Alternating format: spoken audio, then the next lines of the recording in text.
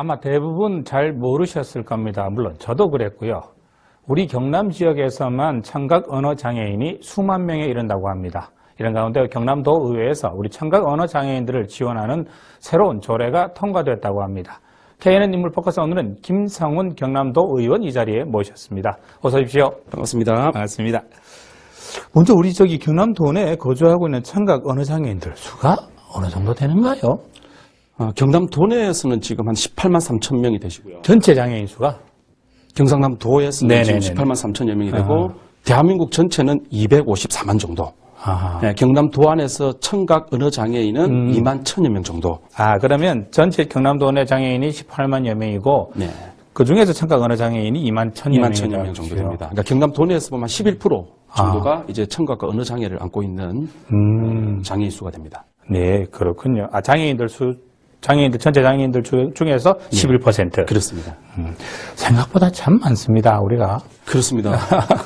우리 경남도민이 지금 한 350만 정도가 이제 되는데 254만 정도가 대한민국 전체 장애인 숫자입니다. 그러나 이제 자신의 어떤 신분이나 이런 부분들을 조금 노출시키기 꺼려하는 분들도 상당히 있는 걸로 현장에서 이야기들 해주십니다. 그래서 실제 이제 통계적으로 나타나지 않는 장애인 수는 이보다 좀 더 많지 않을까 그렇게 예상을 합니다.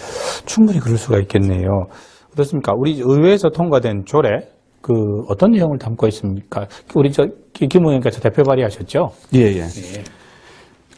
작년 이제 12월 31일 경상남도 수화통역센터 지원에 관한 조례, 제가 대표 발의하고 저희 동료 의원님들 36분이 함께 동참을 해주셨습니다. 많이 참여하셨네요. 예.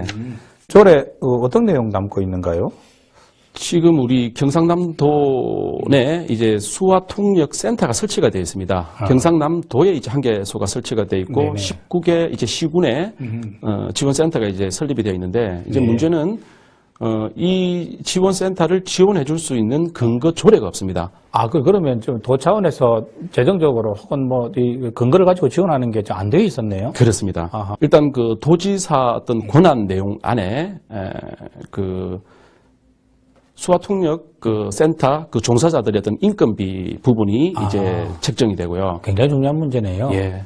사실 또 이렇게 일은 하시는데 그분들 입장에서 일정 부분의 어떤 급여나 인건비 부분이 이제 책정이 됨으로 해서 본인의 어떤 직업 만족도도 이제 높아지게 그렇겠죠. 예. 그래서 어떤 조례상으로 해서 그런 걸 좀 밟고 명시적으로 규정을 함으로 해서 수화통역센터 종사자들께 인건비 책정 그리고 수화통역센터 이제 사업비를 이제 지원을 해서 조금 더 안정적으로 지원될 수 있는 어떤 근거가 이 조례 안에 이제 담겨지게 되었습니다. 게다가 얼마 전에 공공산후조리원 설립 촉구를 하고 나섰는데 이게 공공산후조리원 이게 어떤 내용이고 또 왜 필요하다고 보셨는가요? 이제 지자체가 요즘 우리 출산율 저하 문제는 이 인구 감소율은 지금 어떤 국가적인 큰 아젠다이지 않습니까? 그렇죠. 지난 정부에서도 10조 원 이상 우리 국가 재정을 이 출산 장려를 위해서 이제 쏟아부었지만 OECD 국가로 보면 우리나라가 지금 1.17명 정도로 지금 최하위 수준입니다. 그렇죠. 예.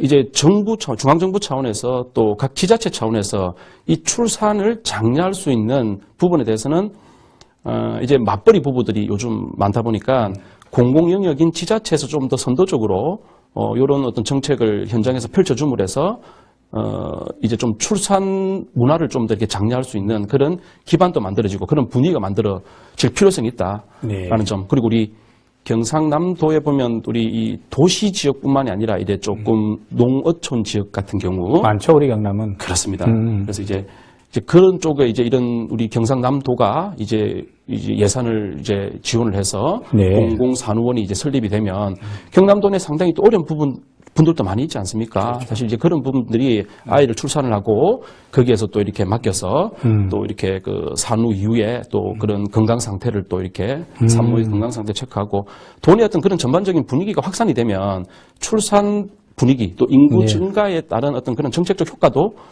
좀 높아질 것으로 저는 기대를 합니다. 사실 산후조리원 가고 싶어도 산모들 같은 경우에 이거 비용이 무서워서 못 가는 분들 많은데 이런 분들한테는 참 희소식이 될 수 있겠습니다. 우리 지금 전혀 없는 것이 아니라 우리 뭐 서울 송파나 충남, 전남, 제주 서귀포시 같은 경우는 두 곳에서 지금 이런 공공산후원이 지금 운영 중에 있습니다. 그렇네요. 선례가 있군요. 예. 그래서 이런 어떤 사례들을 우리 그 경상남도가 벤치마킹을 잘해서 의회에서 관련 조례가 필요하다라면 의회에서 또 협조를 구해서 네. 최대한 빨리 이런 어떤 그 정책이 좀 실효성을 나타낼 수 있도록 조금 의회와 또 경남도와 또 좀 유기적인 관계가 좀 필요할 것으로 생각됩니다. 아이 놓으라고 강요만 해서는 될 문제는 아닐 테고, 그지요? 맞습니다. 아이를 놓으면 이제는 그 이웃과 나라가 키워줘야 되는 맞습니다. 그런 풍토가 빨리 조성이 돼야겠습니다. 지난해 4월에 우리 보궐선거로 양산도의원에 양산에서 우리 예. 도의원에 당선됐습니다. 어떻게 정치 도전을 하게 된 이유, 그리고 또 1년 가까이 지났는데 느낀 점들. 4월 10일 날 작년 이제 4월 12일 날 4.1 재보궐선거가 경남에서 10군데가 있었습니다. 네. 당시 이제 5월 그 대통령 이제 선거를 앞두고 있는 그 대통령 선거 대선을 앞두고 있는 풍향계적 성격의 선거가 이제 있었습니다. 예, 경남 예. 양산에서 민주당 도의원이 처음 탄생이 되었었고 또 경상남도 의회 10대 도의회에서 이제 최연소 만 39세 제가 최연소로 당선된 이제 그 기록을 나타낸 어떤 그런 선거였습니다. 10대 도의원 중에서는 지금 제일 막내시다, 그죠? 그렇습니다. 아무래도 양산이라는 지역 특성상 최근에 이제 인구 유입이 많이 되면서 이제 젊은 층 그 유권자 수가 많이 증가하다 보니까 이제 그분들을 좀 대표할 수 있는 좀 정치인들에 대한 어떤 그 시민들의 어떤 열망이 있었지 않았느냐. 네. 좀 그런 뜻에서 제가 좀 시민들의 선택을 받은 것으로 생각됩니다. 겸손한 이야기입니다. 1년 가까이 지났는데 우리 어떤 점들 느끼셨나요? 사실 좀 이렇게 책임감이랄까요? 또 도민들에 대한 기대, 또 지역 시민들에 대한 또 기대, 이런 부분에 대한 상당히 어떤 그런 부담도 컸습니다.